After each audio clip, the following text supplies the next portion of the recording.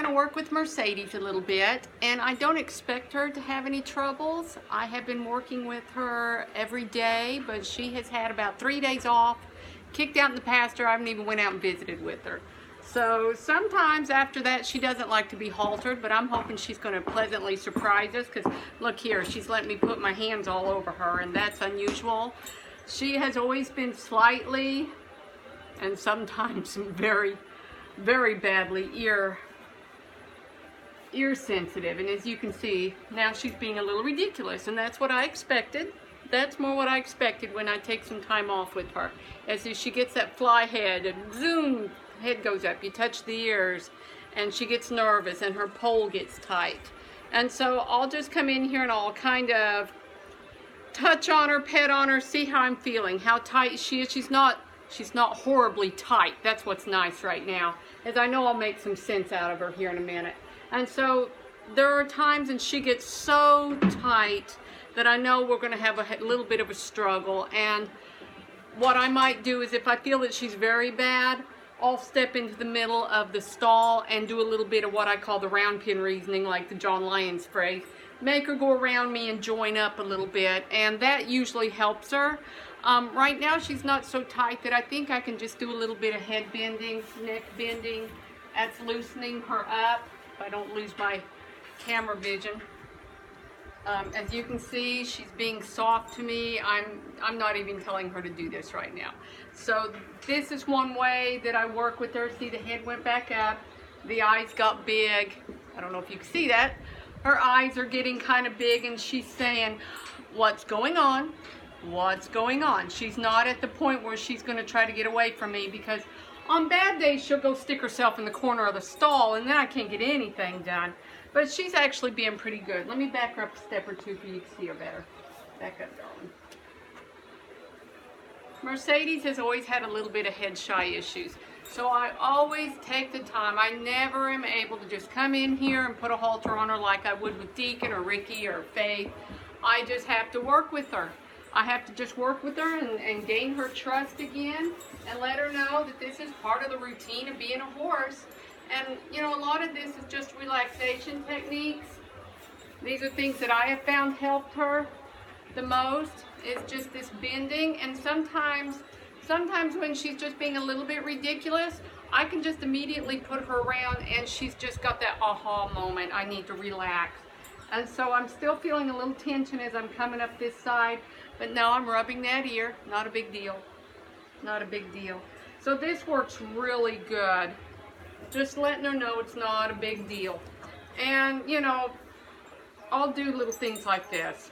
I'll get her started knowing that, you know, you're going to have something on you. But she's not being bad right now. I was kind of hoping she'd be very bad so I could show you what it's like when she's bad.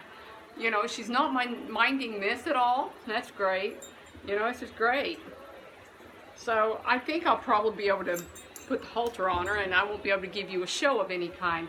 But anyway, it just shows if you have a horse that, you know, has issues, find what that relaxation is, and often just getting them to turn their head. And I can tap on her ribs, and it's always been a cue to my horses to bring their head on around. I get her started.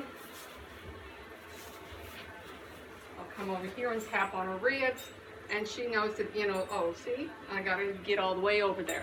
So that's what we do, and I'll do it both directions.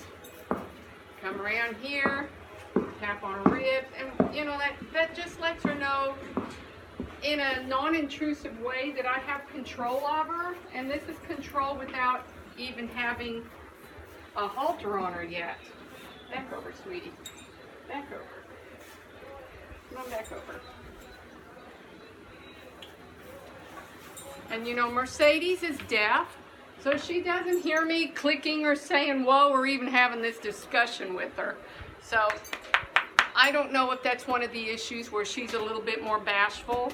I have no idea. I owned her father, her sire, who was deaf, and he wasn't like this at all. He was so mellow it was ridiculous. Now, when I put a halter on, I'm hoping you can see this. Back up a bit, sis. Back up a bit. There we go. I just push on her chest, and she's known to back up since she was a little baby. When I put a halter on a horse, I always come under the neck. Oh look, see, this is remarkable. Usually just at this sign, her head goes up even when she's relaxed. So this has been good. You work with your horse, even if it's 5 minutes every day, it makes a huge difference. And obviously where I really was working hard, and I had her in the stall because she sunburns. And so I really had her in the stall for a week or two, trying to heal up sunburn and keep her out of the sun. And so I was out here every day putting the halter on her. This is huge. But what I was going to say is I halter all my horses this way. It allows me to be able to grab that halter if I have to, make her come on around here and behave for me. You know, this allows me that before I even have it on, I can take a bridle off and then slip the halter on. You know, this is the way I always do. I never approach the front of a horse and halter. I come over here to the side, and look, she's being remarkably well. I like this. So I do this, and then I put it on and off. On and off. This is how I halter all my horses. And in time, the horses that don't have issues learn that just the weight of my arm here means drop your head. And so I'll start working with them, and she has a very tight pole, so we work with it a lot. If she'll drop her head when I ask, it's a big deal, and I make a big deal out of it. If she puts her head back up, I ask her to put it back down. And see, most of my horses just drop immediately. And like I said, all the haltering and bridling from having done this since they were young and I first start them, they learn that just my arm is a cue to drop that head so I can reach them. But she's always had a very tough pole. That was beautiful. That was beautiful. That was beautiful. That was awesome. You're a good girl. And so I try my best to teach all my horses, all my client horses, and see, it went back up. Not a big deal, but since she's not being overreactive, you know, like I said, she's deaf. She's in this box stall. She likes to be able to look over what's going on. That's her way of, you know, hearing, is to be able to see a little bit more. Some horses can drowse in here and they hear something that's going to wake them up. She doesn't. She doesn't wake up. So I don't mind her looking. That's not a problem. What I don't want is the head to go up in bad tension. This is just awesome. You know, the fact that I haven't worked with her in a few days and she doesn't care. I mean, just look at this. This is so nice. This is just really nice. And I'm proud of my little girl. There are some days that I wonder, what am I going to do with her? It just seems like we make some steps forward and then everything goes out the window and she's 20 steps backwards. But that doesn't mean that she won't still react. She can stand around with the halter on sometimes, and I'll go to adjust it and it all goes back up. And at that point, if she were to do it again, we would just start over with the relaxation techniques. That noise you hear is Deacon out there. He's saddled up and wants to go for a ride, obviously, because he's pawing. So anyway, I would just keep on doing the relaxation techniques, bending that head around, bending that head around. She's very soft. And the other thing she likes is, I found this out with my other horse, her sire, who was deaf, is that he liked to get against me, and I think he could feel my heart or my breathing. He would voluntarily put his forehead against my chest and close his eyes, and it was just the neatest thing. And he would do this before we would ride, after we would ride. You know, I'd be training him and he would put his head up against me, and I think it was just, he could really feel me. So I didn't ever want to be tight tension. And she likes to have this. And I'm not saying that because I'm being a love bug. I like to be a love bug with my horses. This security helps her. After I've put her through her relaxation techniques, they like to deep breathe on you and everything. And I don't know if that's a deaf horse thing. I know a lot of people say their horses are this way. I've had a few that were. But it just seems like her and her sire were the same way that way. Well, anyway, I just wanted to show you. We'll take it off and we'll put it back on a few times. This dropping her head is very good. She's sniffing my pants and my boots, and that's a good thing. That's a good thing. That means that was awesome. The fact that I could put my hand over her neck and she didn't care. Come back, are you camera shy? Come back, there you go. So, putting the halter under here has always been her alarm system. See that little head go up?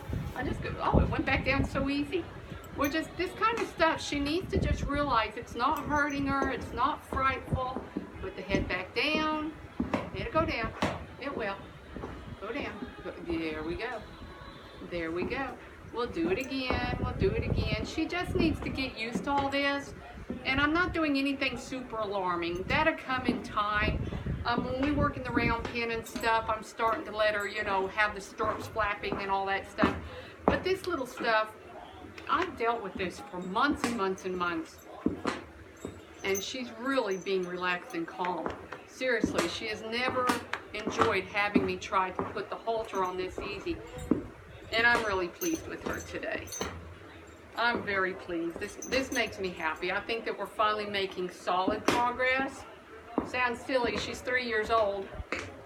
We should have made solid progress more, and we have. And that's one of the things with Mercedes, is that I don't know where her mind goes to make her suddenly realize I'm terrified when I've not presented anything terrifying.